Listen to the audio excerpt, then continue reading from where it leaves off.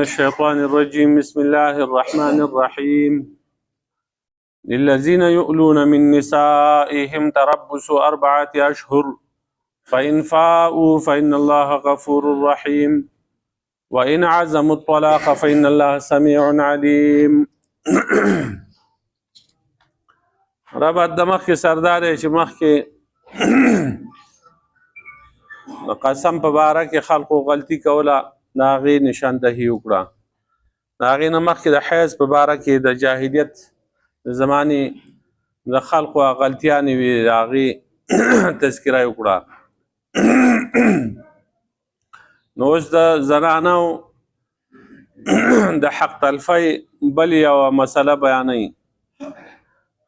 چې د جاهلیت والو به چې کومه ښځه وه خوښه نه وه د خاوند، نو د هغې نه به یې قسم وکړو چې زه به تا ته نه نږدې کېږم، نو بیا به یې نه هغې ته طلاق ورکول او نه به هغې ته نږدې کېده. نو دا ظلم یې د زنانو سره کوو. نو الله رب العالمین د هغې دپاره یو حد مقرر کړو، د سړو رعایت یې هم وکړو او د دغه زنانو رعایت یې هم وکړو چې که سړی قسم وکړي د پاره د ادب چې زما دا ښځه ادب زده کړي او دا راه راست ته راشي، نو ښه ده، د هغه حق هم شته. خو دا هم نه ده چې هغې باندې ظلم وشي او بیا هغې ته بلکل نږدې کېږي نه، هغه د ژبې نه ژرنده کړي، د ژبې نه به ژوندی نه، د هغې به یو حدي قسم کوي. نو د هغې مقرره وخت چې کوم دی هغه 4 میاشتې دي. نو یو سړی د خپلې ښځې نه قسم وکړي زه به تا ته نه نږدې کېږم، د دې 4 صورتونه دي. اول صورت دا دی چې مطلقا قسم وکړي چې زه به دې ښځې ته نه نږدې کېږم. دویم صورت دا دی چې 4 میاشتې مقرر کړي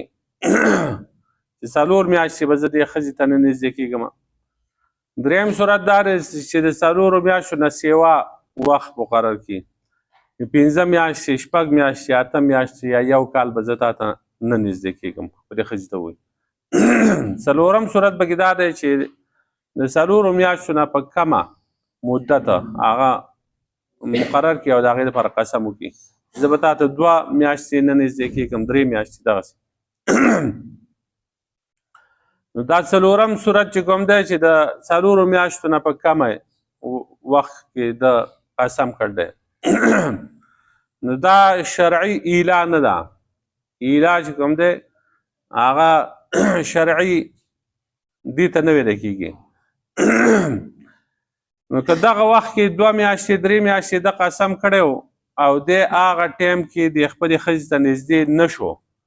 دی په خپل قسم کې بری شو، په ده باندې کفاره وغیره نشته. او که په دغه وخت کې چې کوم دی هغه د خپلې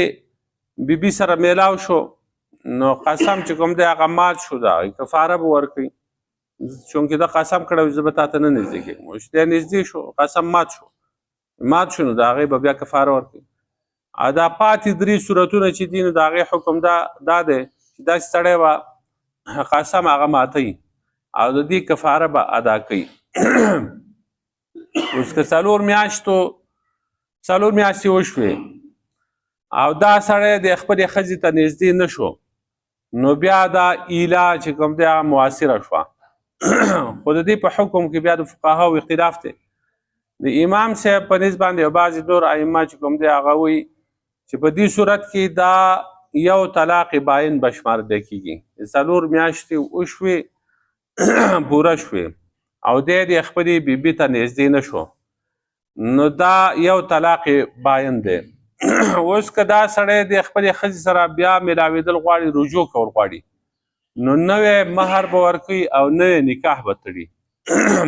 نو هله به بیا د ده دپاره حلالېږي. او که چېرته دی د رجوع اراده نه کوي، نو بیا دا ښځه په ده باندې آزاده ده، جو لاړه د ده د نکاح نه ووته، هغه بیا د عدت نه تېرېدو نه وروستو بل ځای کې نکاح کولی شي. او د نورو 3 واړو امامانو په نسبت باندې، امام مالک، امام شافعي، امام احمد رحمهم الله، د هغو په نسبت باندې چې دا 4 میاشتې ووته دي، نو طلاق چې کوم دی خود به خود نه واقع کیږي بلکې قاضي ته به راپورټ وړي دا ښځه نو قاضي به بیا دی مجبوره کوي چې ته دې له طلاق ورکوي او که دا واپس خپل نکاح ته راولي که واپس د دې سره میلاویږي خپل نکاح ته واپس راولي نو بیا به دا سړی کفاره ورکوي او که طلاق یې ورکړه دا په دغه طلاقو سره ووتله د نکاح نه نو بل ځای چې کوم دی بیا شرعي طریقې سره هغه نکاح کولی شي چې عدت یې پوره شي اوس دا شرعي ایله چې کوم ده دا به هله مؤثره وي چې قسم پکې وکړي که قسم یې نه وي کړی نو دې ته ایله نه ویلی کېږي نو که قسم یې نه وي کړی او هسې چې کوم دی هغه خپلې بیبي ته نه نږدې کېږي او په هغه کې کال هم تېر شو نو دا ایله نه ده د دې ګناه ځانه په خپل ځای باندې دی چې د دې ښځې سره ولې ظلم کوي ځکه چې د انسانانو خواهشات یې هغه د هغې چې نور کوم حقوق دي زنانو د هغې سره دغه یو حق چې کوم دی هغه به هم ادا کوي نو دی ولې هغه د ژبې نه ژونده کړله د هغې هغه جنسي خواهشات هم دی نه پوره کوي نو قسم دې ایله کې پکار دی قسم نه بغیر چې کوم دی هغه دی نه نږدې کېږي نو کفارې مفارې نشته دې ته ایله نه ویلی کېږي خو دا ده چې دی به ګناهګار وي نو دغه شانتې کار دی نه کوي ځکه چې د زنانو چې کوم دی هغه حقوق دي نو هغه حقوق به ادا کوي او هسې به یې د ژبې نه ژوندی نه نو دلته دغه مسله کوي چې للذین یؤلون من نسائهم لپاره دا کسانو چې هغو قسم کوي د خپلو بیبیانو نه چې موږ به تاسو ته نه نږدې کېږو تربصو 4 اشهر مهلت د 4 میاشتو دی 4 میاشتې انتظار به کوي فإن فاؤوا که دو واپس شو د خپلې ښځې ته فإن الله غفور رحیم نو الله پاک بخونکی مهربانه دی تر اوسه چې د نه کوم تقصیر او غلطي شوې ده ګناه ترې شوی دی چې د هغې حق نه دی ادا شوی نو هغه به الله پاک وبخي الله پاک مهربانه دی کېدی شي د نیت ښه د تعدیب دپاره دا کار کړی نو 4 میاشتو کې حکمت دا دی چې زنانه چې کوم دی هغه یو میاشت دوه هغه صبر کولی شي بیا د دې 3 میاشتې چې وځي نو د هغې صبر کمزوری شي او بیا چې 4 میاشتې وځي نو د هغې صبر بالکل ختم شي د دې وجې نه عمر رضی الله چې کوم دی د شپې چکر لګو ګشې کو نو په یو کوڅه باندې ورغی نو هلته یو ښځه هغې اشعار وي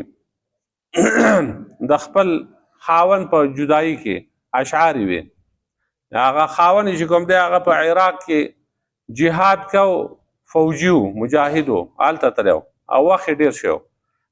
نو دی د هغې په باره کې اشعار وي نو سهار له عمر رضی الله لاړ هغه کور یې صحیح کړو چې دا دغه کور دی او په دې کې دغه زنانه ده بیا راغی تپوس یې وکړو بعضې روایت کې راځي چې د خپل لور حفصې رضی الله عنها چې نبي علیه السلام بیبي وه هغې نه یې تپوس وکړو چې زنانه چې کوم دی هغه بغیر د خاوند نه څو وخت انتظار کولی شي او صبر کولی شي هغې ورته ویل 4 میاشتې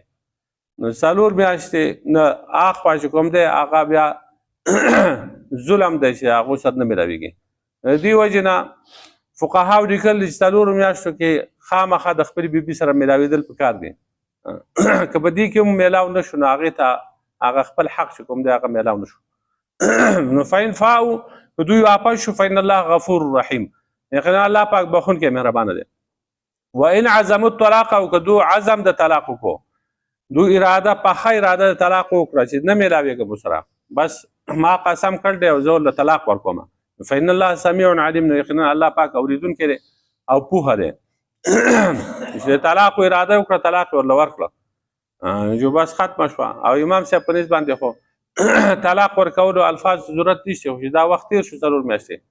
نو دا طلاق خود به خود په دې باندې واقع شو طلاق باین دی دا ښځه دنه جدا شوه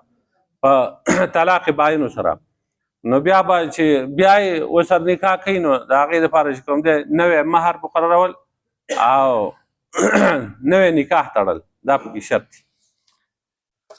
ربنا ظلمنا انفسنا وان لم تغفر لنا وترحمنا لا اله الا انت سبحانك اني